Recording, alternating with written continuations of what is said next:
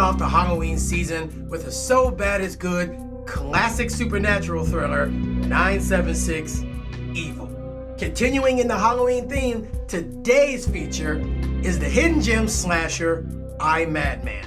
Aspiring actress Virginia likes to sit around her apartment in her drawers, obsessing over a series of crime noir books about a love-struck murderer. I'm looking for this book called Madman. It makes Stephen King read like Mother Goose, but it's passionate. Sort of like Poe. I never heard of him. No, I hadn't either until yesterday. He wrote two of them, this one and one called Madman.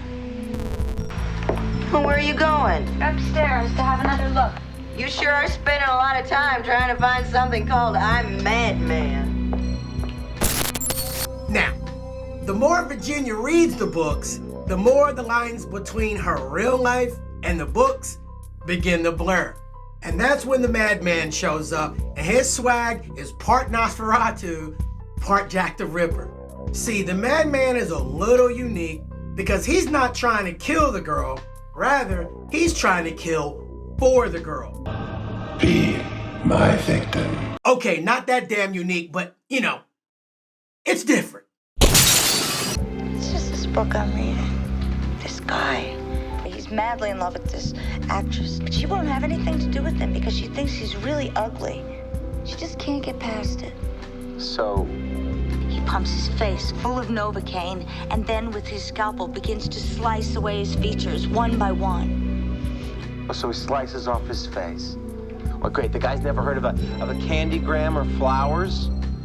Only a book, Richard.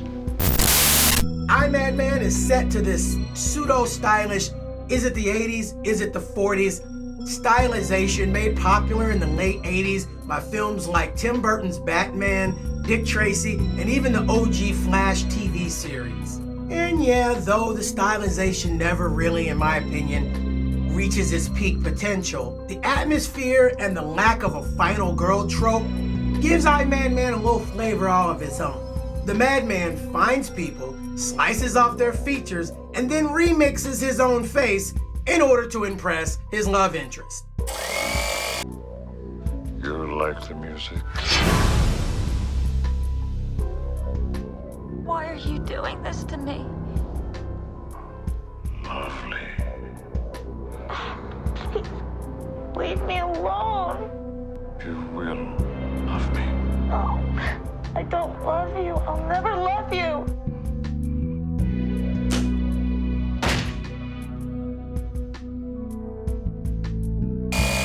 Virginia conveniently is in a situationship with a homicide detective whose department overlooks conflict of interest and allows him to work the case of the Madman. That said, the cops ain't even trying to take her seriously despite confirmed details in real life because she claims to witness the murders while reading the books.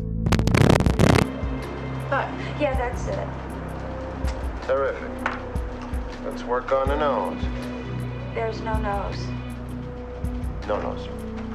Well, he usually wears a scarf over the bottom half of his face, but he's showed me a couple of times. He showed you. But he doesn't have one. Not yet. How do you know that? Because he showed me. Nobody takes it seriously, so Virginia goes on to do a little research of her own, realizing that the author of the books was into some freaky-deaky dark arts and whatnot.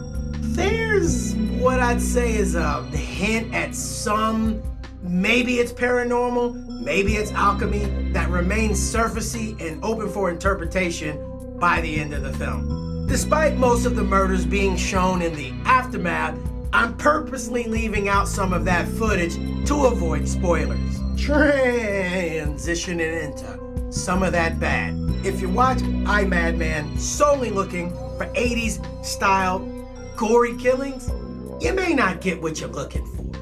The end, just kind of happens and can feel a little out of nowhere, though if you really pay attention, it's hinted at earlier in the film. Other than that, we good.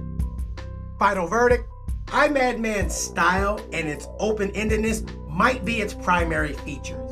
It's more creepy fun than scary shocker. A cuddle up and watch in the dark late night ride, requiring little investment, aimed only at entertaining.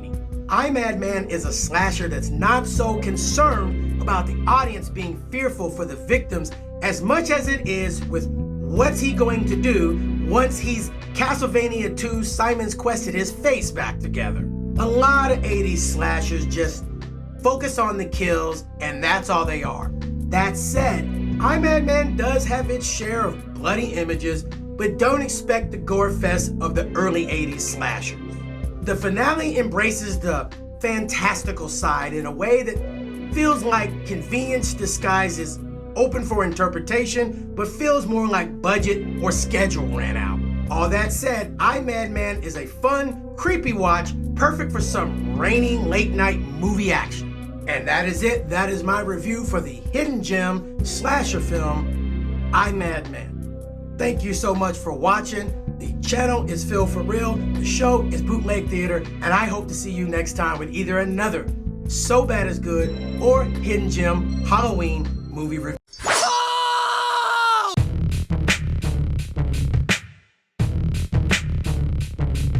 You made it this far, so you might as well like the video.